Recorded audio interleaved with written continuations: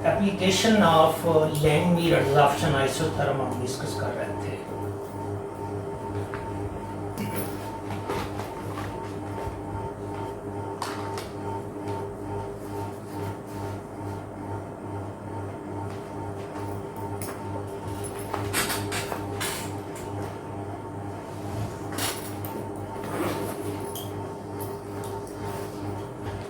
इन applications में से last time हमने डिटर्मिनेशन ऑफ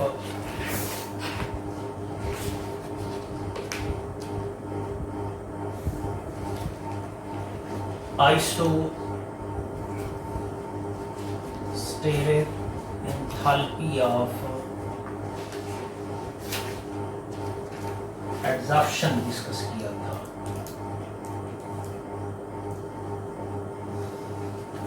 आज से हम catalytic reaction of a gas on solid surface discuss करेंगे।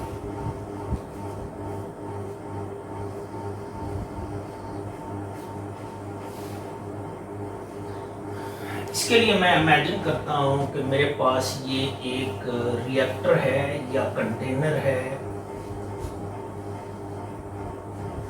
जिसमें ये कोई सॉलिड कैटलिस्ट मौजूद है, सॉलिड एडजॉर्बेंट है,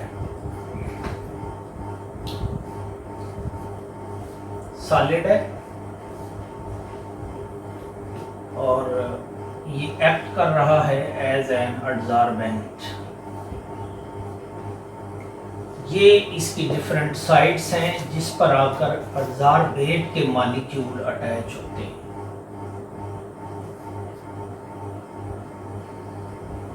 हम सपोज करते हैं कि इसमें जो गैस मौजूद है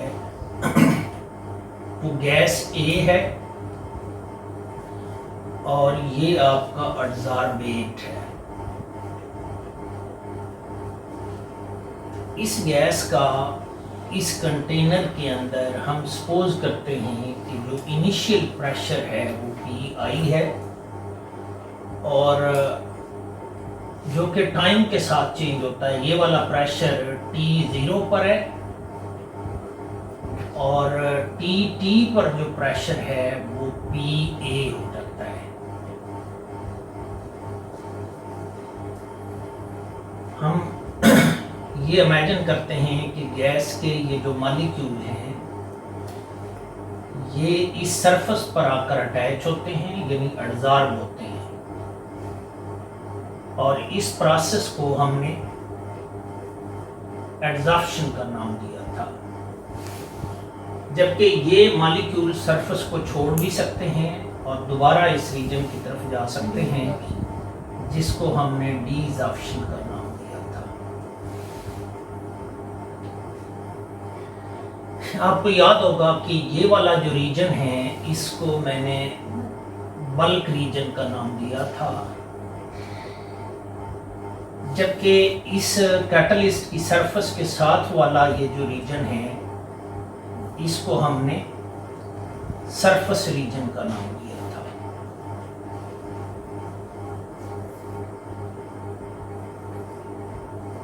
इनफैक्ट ये जो सॉलिड एडजॉर्बेंट है ये आपका कैटलिस्ट है। कैटलिस्ट से मुराद वो सब्सटेंस है जो रेट ऑफ रिएक्शन को इंक्रीज करती है इन जनरल सेंस। ये जो A है जिसको मैंने एडजॉर्बेट का नाम दिया है ये दरअसल रिएक्टेंट है और ये जब कैटलिस्ट या सॉलिड सरफेस पर पहुंचता है तो ये प्रोडक्ट में कन्वर्ट हो जाता है। रिएक्टेंट जो है वो गैस फेज में है, जो कैटलिस्ट है वो सॉलिड फेज में है। जब रिएक्टेंट और कैटलिस्ट दोनों का फेज डिफरेंट हो तो फिर ये जो कैटालिसिस है ये हेटेरोजेनियस कैटालिसिस कहलाती है।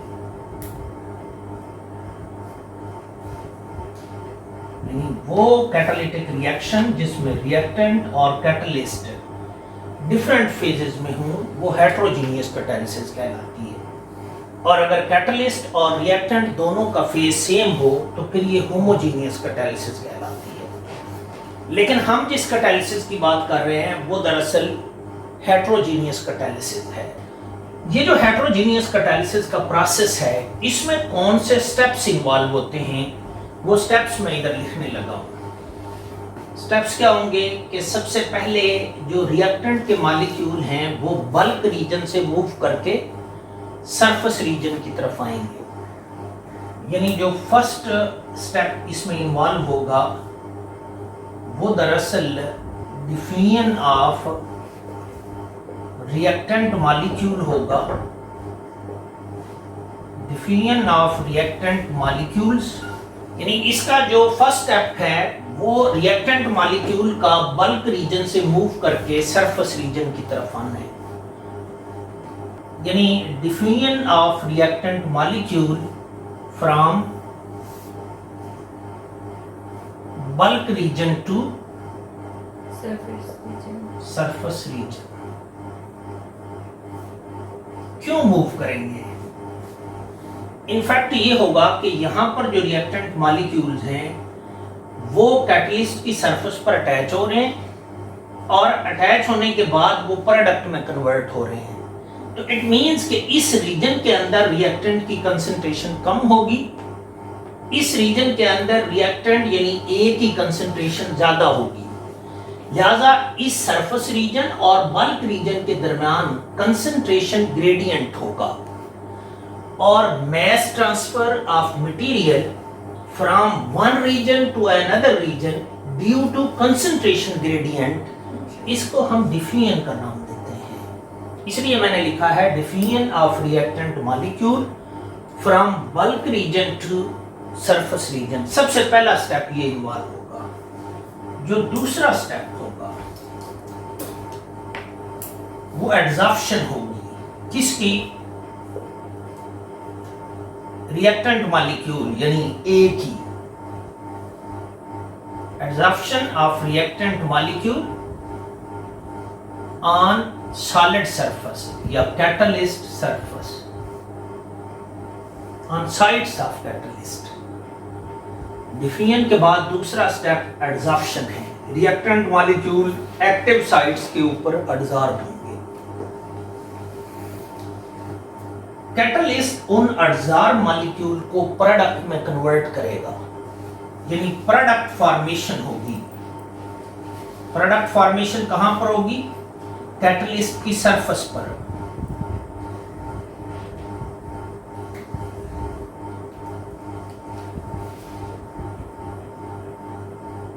जब रिएक्टेंट मॉलिक्यूल एडजॉर्ब होगा तो कैटलिस्ट उसको डीकंपोज करेगा, उसको ब्रेक करेगा और प्रोडक्ट में कन्वर्ट कर देगा। प्रोडक्ट फॉर्मेशन होगी। फोर्थ स्टेप क्या होगा?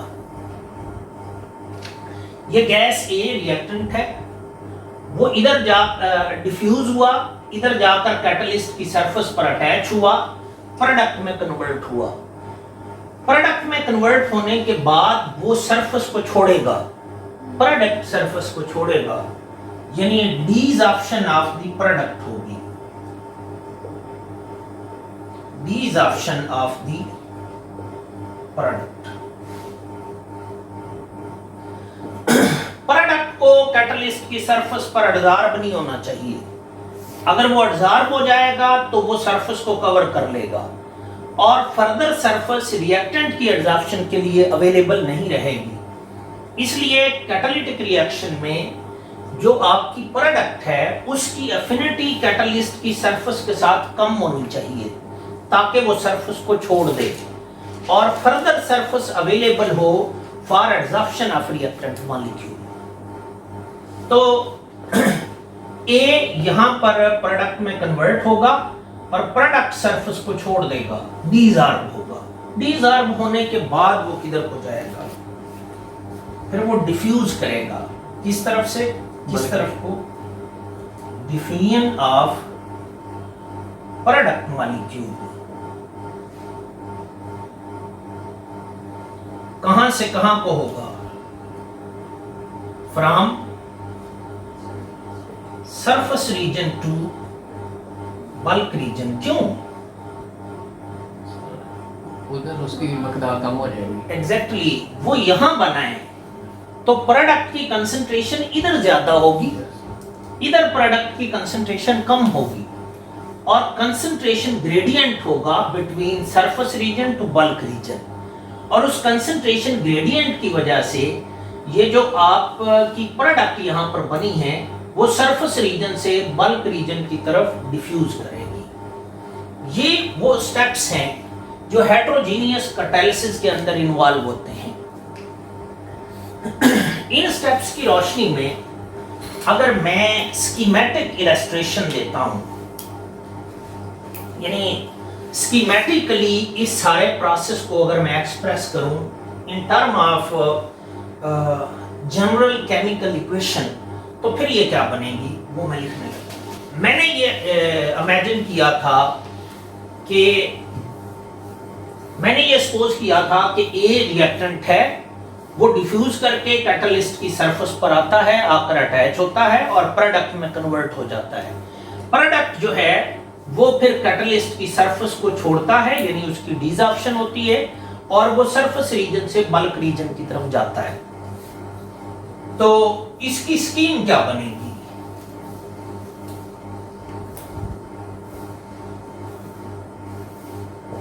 वही स्टोरी जो मैंने क्वालिटेटिवली डिस्क्राइब की है उसको स्कीम की शक्ल में देने लगा हूं। मैंने कहा कि ए एक गैस है और ये गैस फेज में यहां पर मौजूद है बल्क रीजन में। ये डिफ्यूज होके सरफेस की तरफ आता है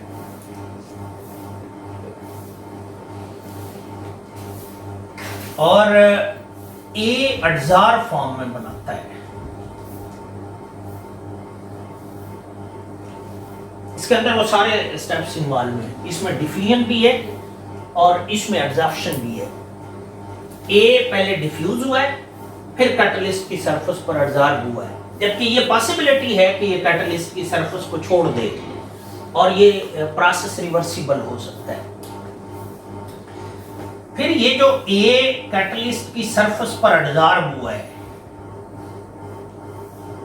ये प्रोडक्ट में कन्वर्ट होता है और उस प्रोडक्ट को मैं बी का नाम दे देता हूं। ये एक हेटेरोजीनियस कैटालिटिक प्रोसेस है।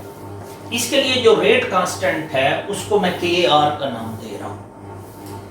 ए डिफ्यूज हुआ है, कैटलिस्ट की सरफेस पर एब्जॉर्ब हुआ है, एब्जॉर्ब होने के बाद वो प्रोडक्ट में कन्वर्ट हुआ है, यानी अब ए नहीं रहेगा, ए जो है वो बी बन जाएगा।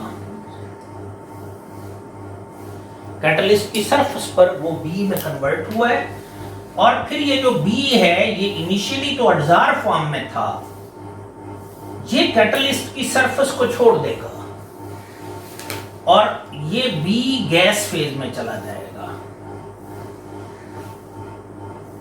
बी एब्जॉर्ब फॉर्म से गैस फेज में गया, यानी उसकी डिसॉर्प्शन हुई है और जब उसकी डिसॉर्प्शन होगी तो वो जाहिर है यहां पर सपोज आ गया है बी और यहां से बी इस तरफ को जाएगा, यानी सरफेस रीजन से बल्क रीजन की तरफ जाएगा। तो ये स्कीम है, ये वही है जो मैंने डिस्क्रिप्टिव आपको बताई।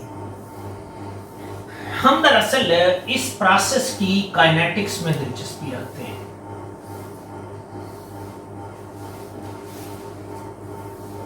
ये देखा गया है कि जितना ए यहां पर ज्यादा एब्जॉर्ब होगा उतना वो ज्यादा बी में कन्वर्ट होगा और ये ए यहां पर कितना एब्जॉर्ब हुआ है इसको मेजर किया जाता है in term of theta, fractional surface coverage. जितनी थीटा की वैल्यू ज्यादा होगी, थीटा बढ़ेगा तो रेट ऑफ कैटालिटिक रिएक्शन बढ़ेगा।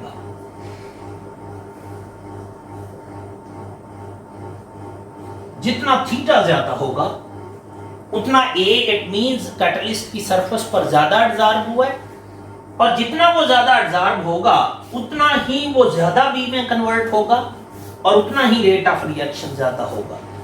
इसे मैं मैथमेटिकली यूं लिख सकता हूं, rate of catalytic reaction is directly proportional to the theta, यानी fractional surface coverage of A.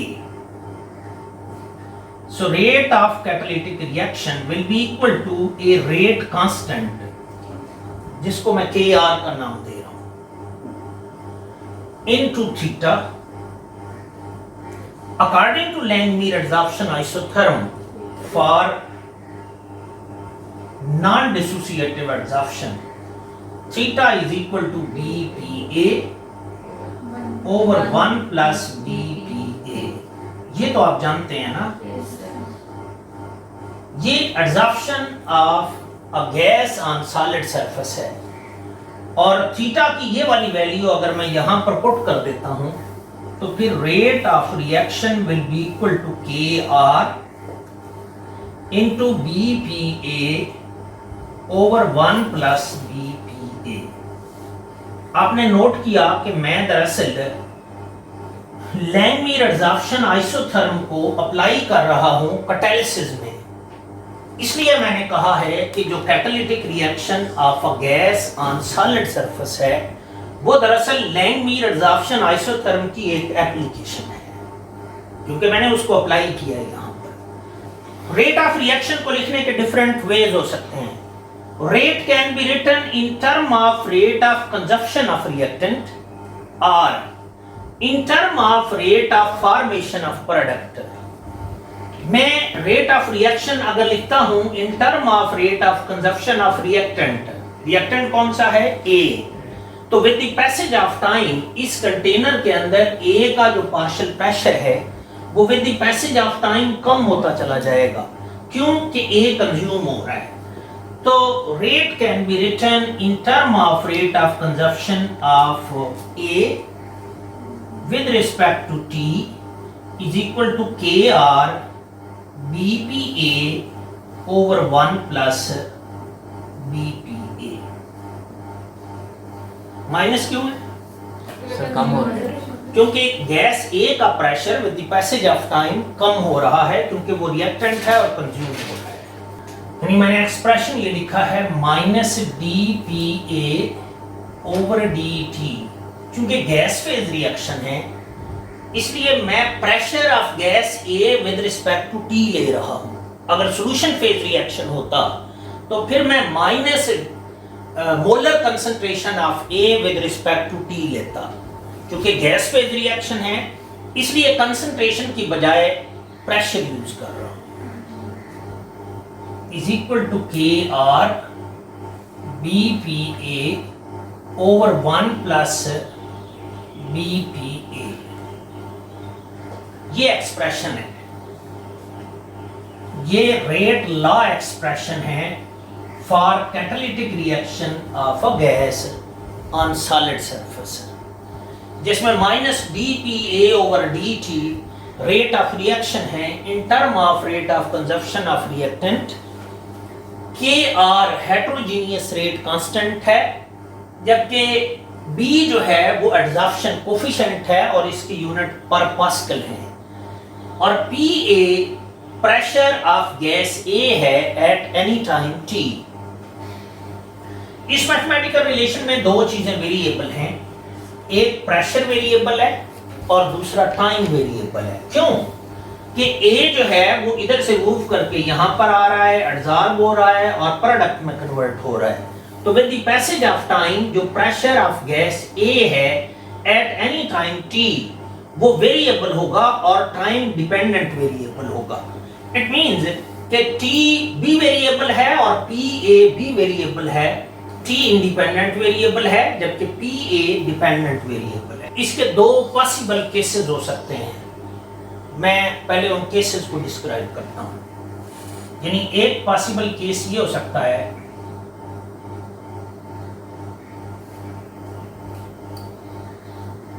when A is weakly adsorbed,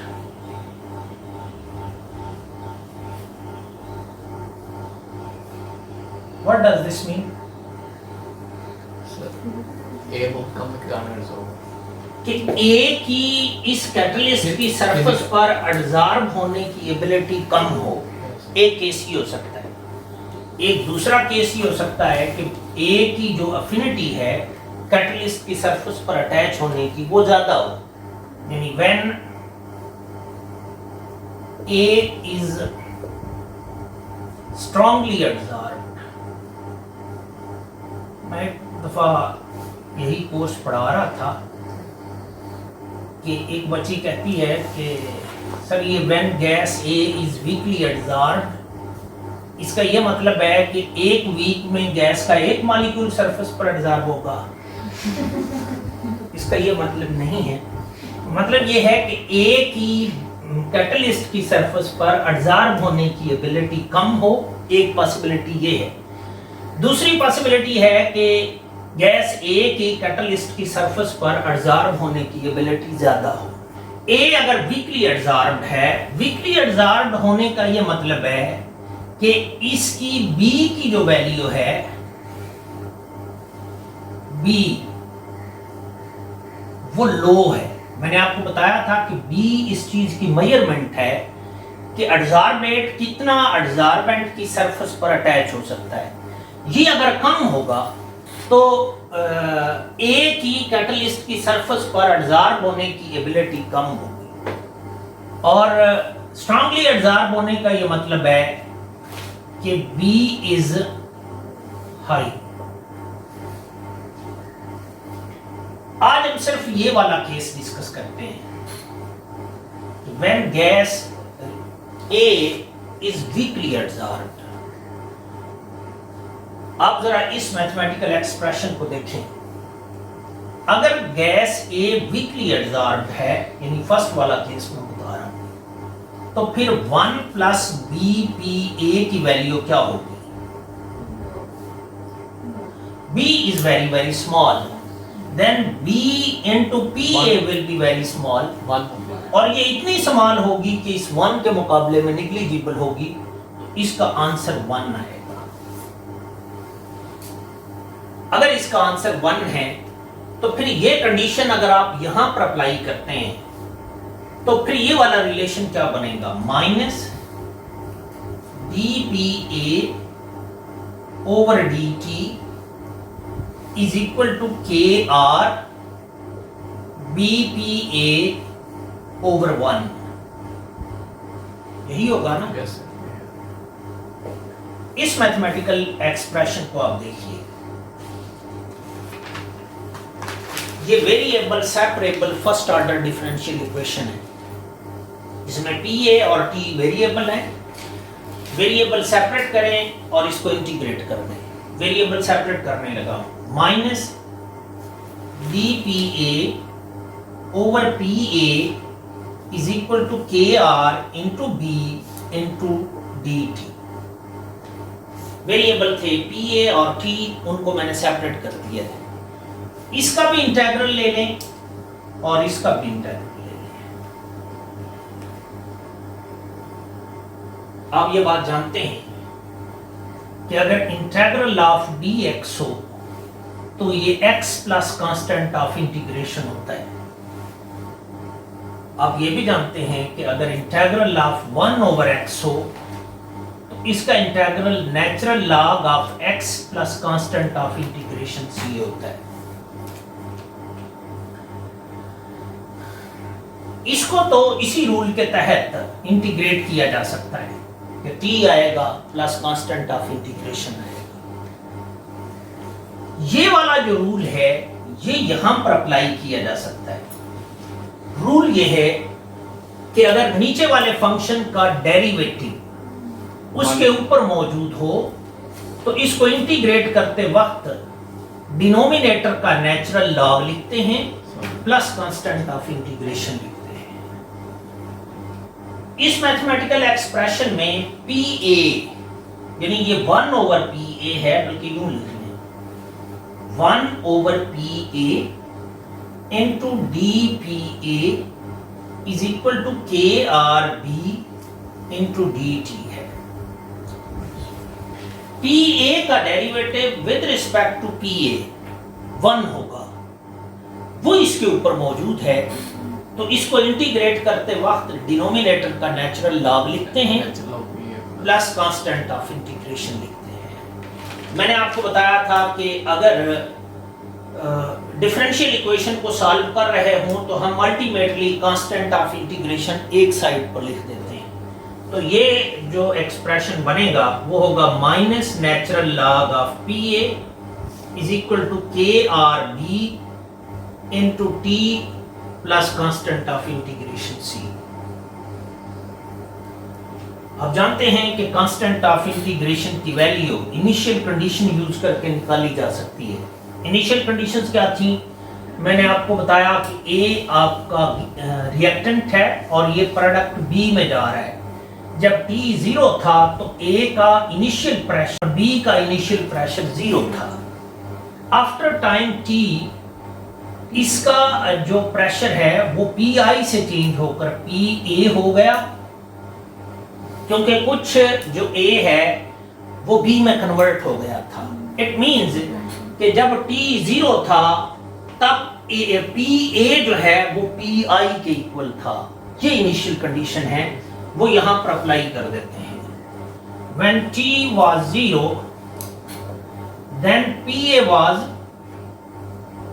PI और मैक्सिमम था। ये कंडीशन आप ऊपर अप्लाई करें तो minus natural log of PI will be equal to KRB T0 और इधर 0 प्लस C, ये वाली टर्म 0 हो जाएगी। Then C will be equal to minus natural log of PI। C की ये वाली वैल्यू आप इस एक्सप्रेशन में यहां पर पुट कर दें। C की ये वाली वैल्यू जब आप यहां पर पुट करेंगे तो ये minus natural log of PA will be equal to KRB into T minus natural log of PI। अब यूं करें कि माइनस से दोनों साइड पे मल्टीप्लाई कर दें तो ये माइनस इंटू माइनस प्लस हो जाएगा। Natural log of PA will be equal to minus KRB into T और ये माइनस भी प्लस हो जाएगा plus natural log of PI। यूं लिख सकते हैं। इसको देखिए, ये दरअसल इक्वेशन ऑफ स्ट्रेट लाइन है इन इंटरसेप्ट फॉर्म, जिसमें log of PA dependent variable y है, ये T इंडिपेंडेंट वेरिएबल x है, ये इस प्लॉट की स्लोप m है, ये इस प्लॉट का इंटरसेप्ट c है और ये y is equal to mx plus c type expression है। इसके मुताबिक अगर आप प्लॉट बनाएं तो प्लॉट को स्ट्रेट लाइन होना चाहिए और इंटरसेप्ट फॉर्म में होना चाहिए। डिपेंडेंट वेरिएबल क्या है? Log of PA। Independent variable क्या है? T। प्लॉट की स्लोप नेगेटिव है, लिहाजा प्लॉट को यूं होना चाहिए। आपकी कॉमन सेंस भी यही कहेगी कि with the passage of time A चूंकि कंज्यूम हो रहा है इसलिए उसका pressure with the passage of time कम होना चाहिए और वो तभी कम होगा जब स्लोप नेगेटिव होगी। इसका मतलब ये हुआ कि यहां से लेकर यहां तक ये जो वैल्यू है ये y इंटरसेप्ट है और ये किसके इक्वल है? नेचुरल लॉग ऑफ PI के इक्वल है, क्योंकि इंटरसेप्ट ये है। इस प्लॉट की स्लोप किसके इक्वल होगी? Minus KRB। अगर आप KR निकालना चाहते हैं तो माइनस यानी माइनस स्लोप को आप B पर डिवाइड कर दें तो आप हेटेरोजेनियस रेट कांस्टेंट की वैल्यू निकाल सकते हैं।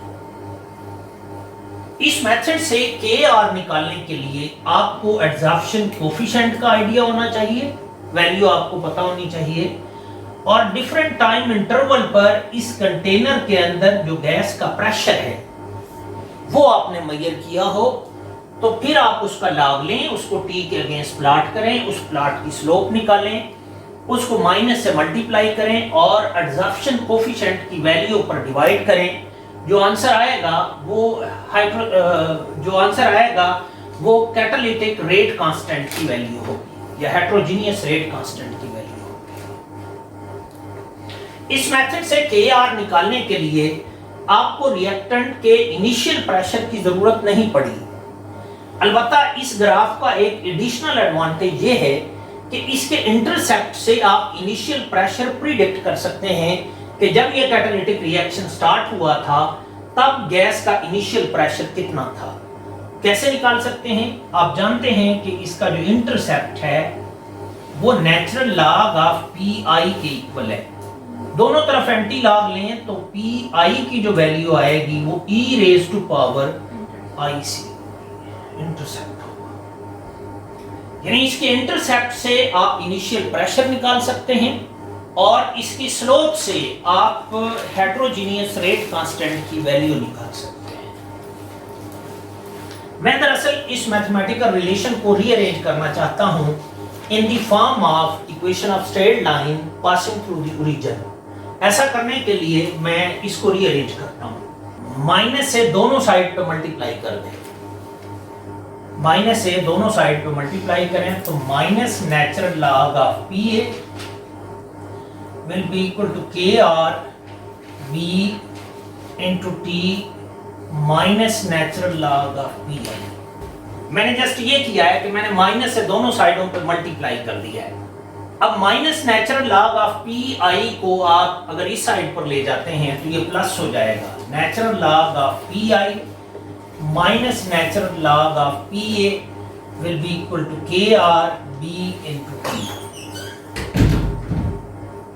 इस पर आप लॉग फार्मूला अप्लाई करें, log A minus log B, तो लॉग ए ओवर बी होता है। तो natural log of P I divided by P A will be equal to K R B into T. और ये जो मैथमेटिकल रिलेशन है ये इक्वेशन ऑफ स्ट्रेट लाइन है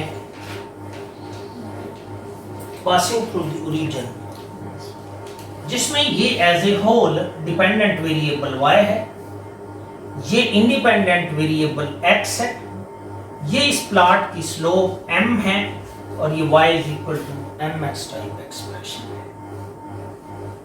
इसके अकॉर्डिंग अगर आप प्लॉट बनाते हैं तो प्लॉट को स्ट्रेट लाइन होना चाहिए और ओरिजिन से पास करना चाहिए। तो प्लॉट क्या बनेगा? log of P I over P ए, तो ये आपका डिपेंडेंट वेरिएबल है और ये टी आपका इंडिपेंडेंट वेरिएबल है। तो log of P I over P A को as a function of T plot करें तो प्लॉट स्ट्रेट लाइन होना चाहिए और ओरिजिन से पास करना चाहिए। स्लोप किसके इक्वल होगी? इस प्लॉट की जो स्लोप है वो के आर बी के इक्वल होगी। अगर आपने के आर निकालना है तो इस प्लॉट की स्लोप को एडजॉर्प्शन कोफिशिएंट पर डिवाइड करते हैं तो हेटेरोजीनियस रेट कांस्टेंट की वैल्यू निकाली जा सकती है। लेकिन इस मेथड से के आर निकालने के लिए जरूरी है कि आप इनिशियल प्रेशर जानते हो, आप डिफरेंट टाइम इंटरवल पर अवेलेबल प्रेशर भी जानते हो और आप एडजॉर्प्शन कोफिशिएंट की वैल्यू भी जानते हो, तब आप के आर की वैल्यू निकाल सकते हैं। जबकि इस मेथड से के आर निकालने के लिए आपको इनिशियल प्रेशर का नाउन होना जरूरी नहीं है। इससे और कई यूजफुल इंफॉर्मेशन ली जा सकती है। मसलन यहां से आप के आर की यूनिट निकाल सकते हैं। निकाल लेंगे, रीअरेंज करके पहले के आर निकाल लें। के आर को इधर रहने दें, बी टी को दूसरी साइड पर ले जाएं। 1 over D T natural log of P I over P A. Log के अंदर जो क्वांटिटी है वो डायमेंशन लेस है, उसके कोई यूनिट नहीं है क्योंकि दो सिमिलर क्वांटिटीज के दरमियान रेशो है। और बी के क्या यूनिट है? पर पास्कल। टी के क्या यूनिट है? सेकंड। तो के आर की क्या यूनिट बनेंगे? पास्कल पर सेकंड। पास्कल पर सेकंड।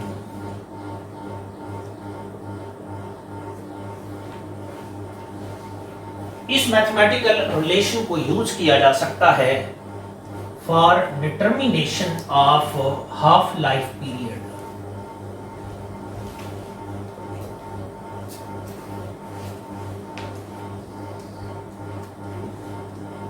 हाफ लाइफ पीरियड की डेफिनेशन आप जानते हैं।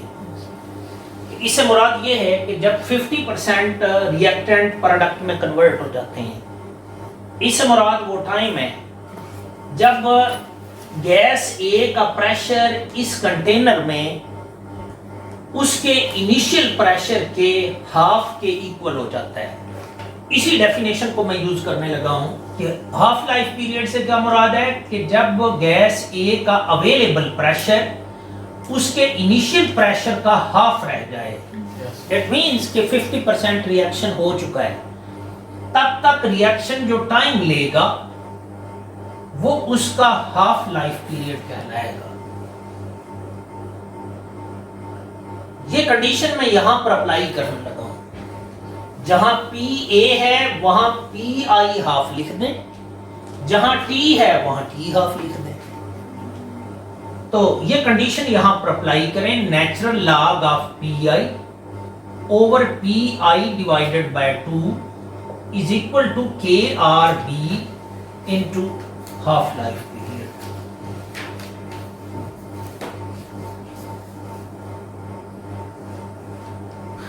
इसमें इसको फर्दर रीअरेंज करें तो natural log of P I divided by 1 कर लें, ये पी आई डिवाइडेड बाय 2 कर लें, is equal to K R B into T half. इसको फर्दर रीअरेंज करें तो ये natural log of P I divided by 1 2 over pi will be equal to KRB into T half। ये pi से cancel हो जाएगा। Natural log of 2 will be equal to KRB into T half। ये 0.693 है log 2 की value, और ये KRB into T half है, and half life period will be equal to 0.693 over KRB।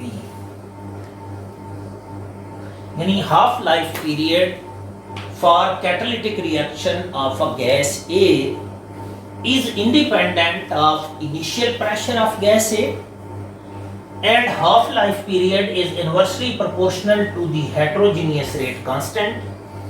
half life period is inversely proportional to the adsorption coefficient। ये जो मैंने ये लिखा है KRB, ये कांस्टेंट है, यानी KRB जो है ये एज ए होल कांस्टेंट है, क्योंकि ये एडसॉर्प्शन कोएफिशिएंट भी कांस्टेंट है और ये KRB कांस्टेंट है। इन दोनों का जो प्रोडक्ट है ये एक और सिंगल कांस्टेंट के इक्वल है, उसको मैंने K से रिप्रेजेंट कर दिया है। ये जो K है ना, ये कहलाता है apparent constant, apparent rate constant. Apparent rate constant क्या है? वो दरअसल KR और KB का प्रोडक्ट है। इसकी यूनिट क्या होंगे? पर सेकंड होंगे, निकाले जा सकते हैं। जो अपैरेंट रेट कांस्टेंट है उसकी यूनिट पर सेकंड है, और जो हेटेरोजेनियस रेट कांस्टेंट है उसकी यूनिट, जो अपैरेंट रेट कांस्टेंट है उसकी यूनिट पर सेकंड है, जो हेटेरोजेनियस रेट कांस्टेंट है उसकी यूनिट पास्कल पर सेकंड है। अपैरेंट रेट कांस्टेंट से एसोसिएटेड जो ये हाफ लाइफ पीरियड है, ये अपैरेंट हाफ लाइफ पीरियड कहलाता है।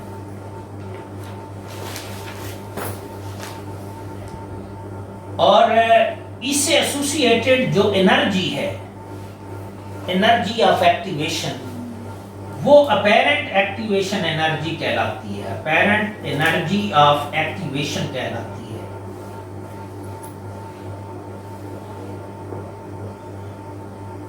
जबकि ये जो हेटेरोजेनियस रेट कांस्टेंट है, इससे एसोसिएटेड जो एक्टिवेशन एनर्जी है वो ट्रू एक्टिवेशन एनर्जी कहलाती है, और उसको ER से रिप्रेजेंट करते हैं, इसको EA से रिप्रेजेंट करते हैं।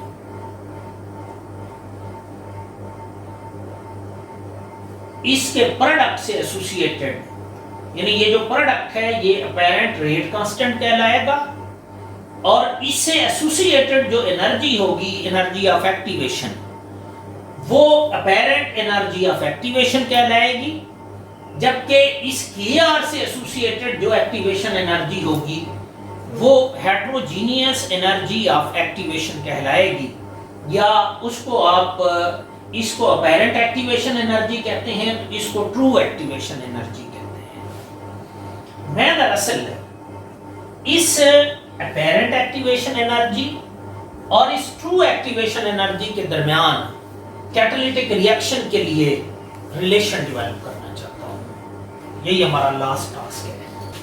मैंने कहा KR से एसोसिएटेड जो एनर्जी है वो ट्रू एनर्जी ऑफ एक्टिवेशन कहलाएगी, या ट्रू एक्टिवेशन एनर्जी कहलाएगी, या हेट्रोजीनियस एक्टिवेशन एनर्जी कहलाएगी, जबकि जो इन KR और B के प्रोडक्ट, जिसको अपेरेंट रेट कांस्टेंट कहा है, उससे एसोसिएटेड जो एनर्जी होगी वो अपेरेंट एनर्जी ऑफ एक्टिवेशन कहलाएगी। आप ये बात जानते हैं कि रेट कांस्टेंट और एक्टिवेशन एनर्जी के दरमियान एक रिलेशन है जिसको आर्हेनियस इक्वेशन कहा जाता है, यानी K is equal to A e raise to power minus EA over RT, जिसमें EA एक्टिवेशन एनर्जी है, A प्री एक्सपोनेंशियल फैक्टर है, R गैस कांस्टेंट है, T टेम्परेचर है और ये रेट कांस्टेंट है। ये मैथमेटिकल रिलेशन दरअसल रेट कांस्टेंट और टेम्परेचर के दरमियान रिलेशन है, और ये रिलेशन आपको ये इंफॉर्मेशन देता है कि अगर आप टेम्परेचर बढ़ाते हैं तो इनफैक्ट रेट कांस्टेंट की वैल्यू बढ़ती है। ये अगर मैं कहता हूं कि ये मेरे पास अपेरेंट रेट कांस्टेंट है, तो इससे एसोसिएटेड जो एक्टिवेशन एनर्जी है इसको मैं पेरेंट एक्टिवेशन एनर्जी का नाम देता हूं।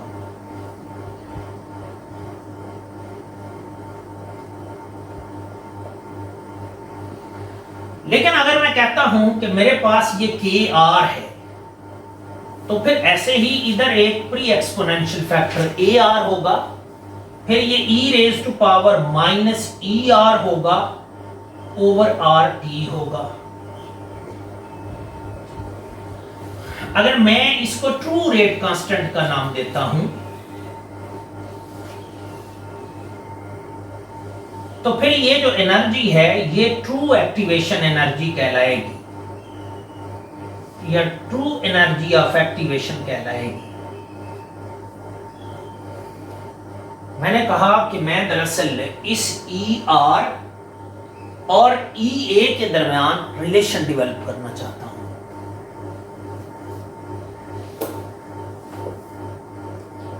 Relation between EA and ER।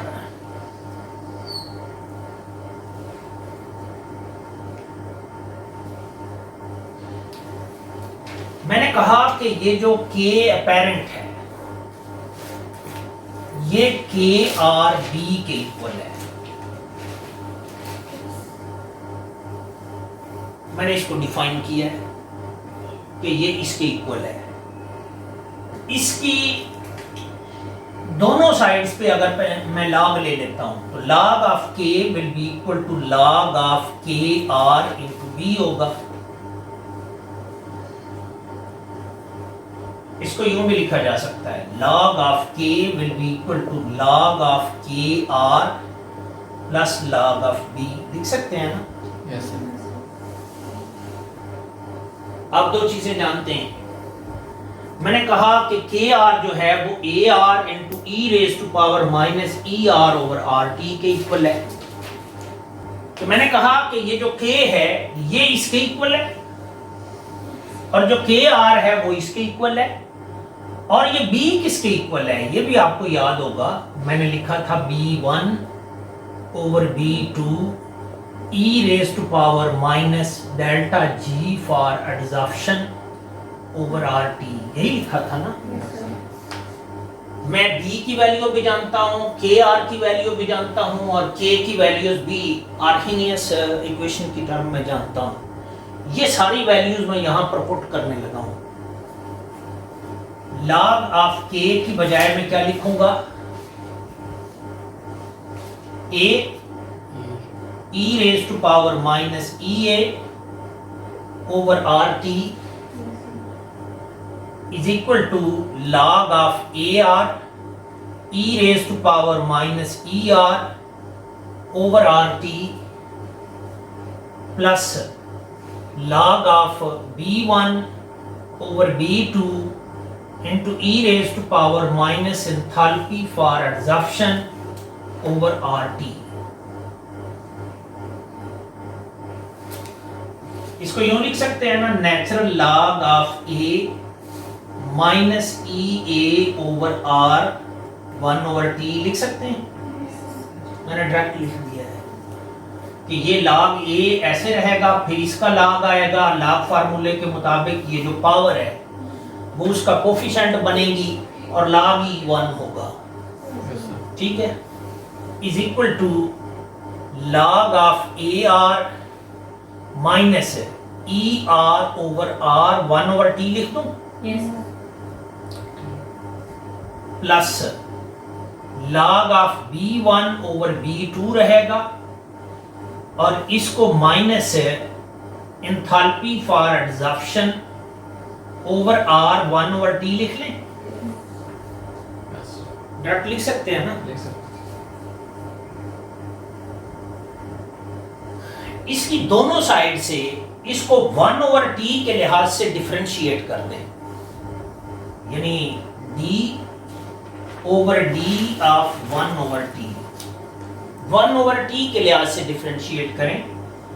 ये कांस्टेंट है, चलो अभी लिख लेते हैं। log ऑफ A रहेगा, इसका भी डेरिवेटिव होगा माइनस EA ओवर R, ये तो कांस्टेंट है ना, इसको मैंने डेरिवेटिव या ऑपरेटर की आउटसाइड पर लिखा है। 1 ओवर T का derivative with respect to 1 over T मैंने लेना है, यानी D over D 1 over T of 1 over T होगा, क्योंकि 1 आएगा ultimately, will be equal to D over D log of AR, ये भी कांस्टेंट है और कांस्टेंट का डेरिवेटिव अल्टीमेटली 0 होगा, माइनस ये ER over R 1 over T का derivative with respect to 1 over T लिया जाएगा, जो कि अल्टीमेटली 1 आएगा, plus D over D 1 over T log of B1 over B2, ये मैंने ये लिखा है, minus enthalpy of adsorption over R और D over D 1 over T of 1 over T होगा। अब आप इसको देखते जाएं, ये कांस्टेंट है, कांस्टेंट का डेरिवेटिव 0 होता है, ये माइनस है EA ओवर R आएगा और ये 1 ओवर T का derivative with respect to 1 over T 1 होगा, विल बी इक्वल टू, ये कांस्टेंट है, कांस्टेंट का डेरिवेटिव 0 होगा, माइनस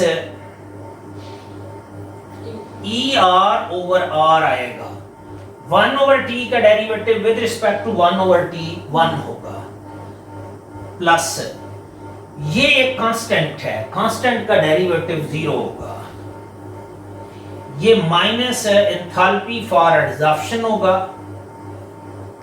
ओवर R आएगा और 1 ओवर T का derivative with respect to 1 over T 1, यानी आपके पास जो ये फाइनल रिलेशन आएगा वो क्या होगा, यानी ये बनेगा minus EA over R equal to minus ER over R minus delta H for adsorption over R, यही रहेगा। माइनस R से दोनों साइड पे मल्टीप्लाई कर दें, माइनस R से दोनों साइड पे मल्टीप्लाई करें तो ये activation energy apparent activation energy will be equal to ER plus enthalpy for adsorption.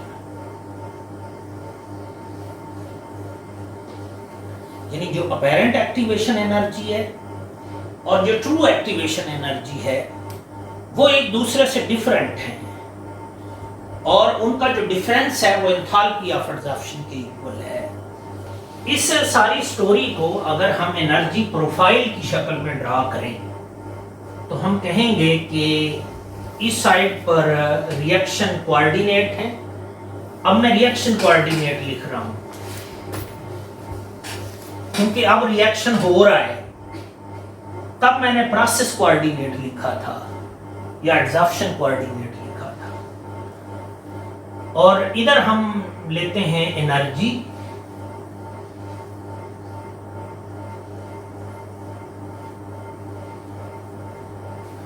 अगर एडसॉर्प्शन वाला प्रोसेस ना होता तो फिर हम कहते हैं कि ये जो रिएक्शन है ये यूं हो रहा है कि ये ए रिएक्टेंट है, ये प्रोडक्ट बी में जा रहा है और इस एक्टिवेटेड कॉम्प्लेक्स के थ्रू जा रहा है। लेकिन इसमें एक स्टेप और भी इन्वॉल्व है और तब हम कहते हैं कि जो एनर्जी है वो ये होती है एनर्जी ऑफ एक्टिवेशन EA होती है। लेकिन इधर सिनेरियो ये है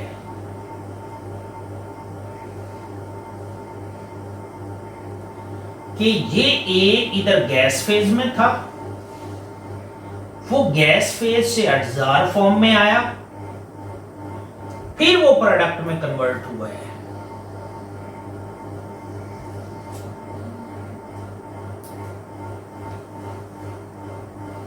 यानी यहां से यहां तक ये जो एनर्जी गैप है ये दरअसल एंथैल्पी ऑफ एडसॉर्प्शन है।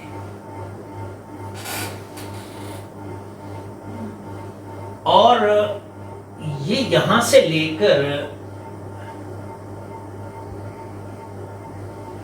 यहां तक ये जो एनर्जी है ये ER है।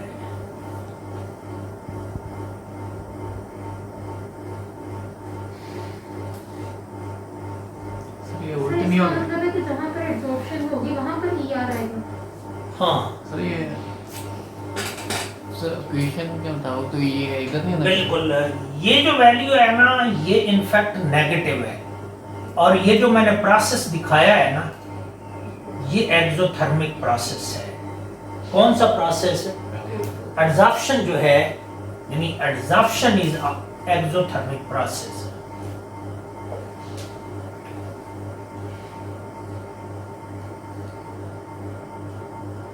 अगर ये माइनस होगा तो फिर ER जो है वो इस और इस का सम होगा।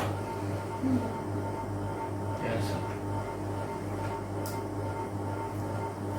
तो ये ट्रू एक्टिवेशन एनर्जी और एंथैल्पी ऑफ एडसॉर्प्शन और पेरेंट एक्टिवेशन एनर्जी के दरमियान रिलेशन था। कब? When gas is weakly adsorbed. और अगर गैस स्ट्रांगली एडसॉर्ब्ड हो तो फिर ये रिलेशन क्या होगा ये फिर हम अगली क्लास में बात